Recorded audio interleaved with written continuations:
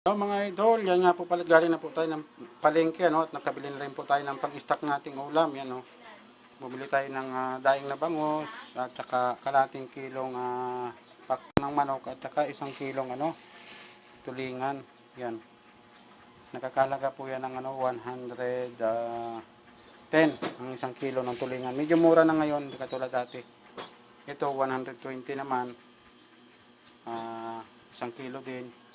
Saka ito naman ay 120 kalating kilong pakpak ng manok. Yan. Iano natin yung sa freezer. Paunti-unti lamang po luto natin yan. Hindi natin lulutuin ng isang lutuan lamang yan. Kaya po yan nakasama dyan kasi ilalagay ko sa freezer para hindi po tumakas ang ano doon sa loob ng freezer.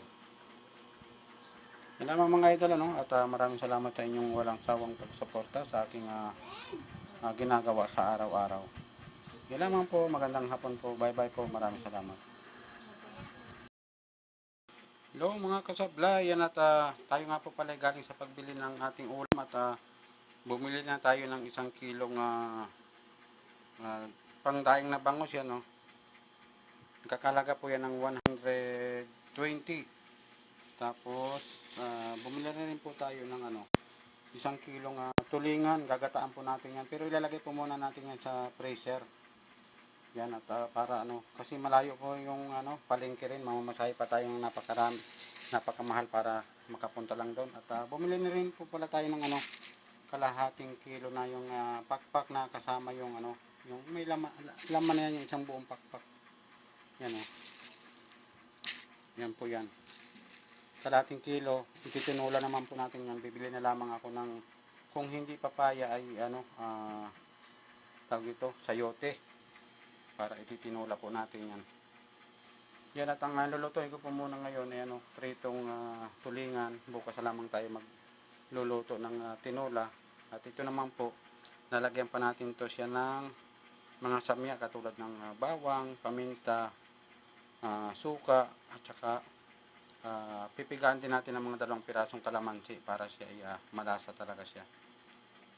Yan. Yan atin update ngayong hapon mga kasablay, no? At hindi tayo masyado makapag-live din gawa ng ating signal ay minsan mahina, minsan malakas, kaya minsan din ay hindi rin tayo nakakapag-live talaga.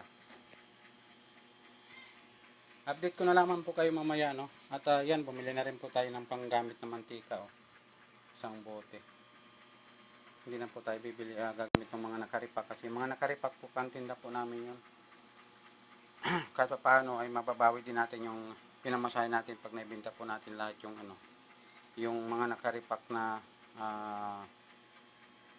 mantika.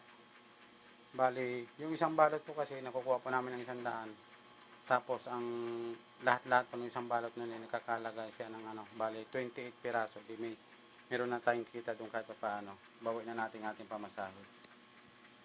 Mahirap din mag-budget mga idol ng yung mga sa pagtitinda, hindi rin natin alam kung minsan patutamahin natin kung magkano yung lalabas, minsan nalulugi rin tayo, minsan naman ay kumikita rin tayo kahit pa paano. Kasi inuupa pa natin sa pagpapahakot. Kaya halos doon din napupunta. Kumikita man tayo talagang na lang, barya-barya lang.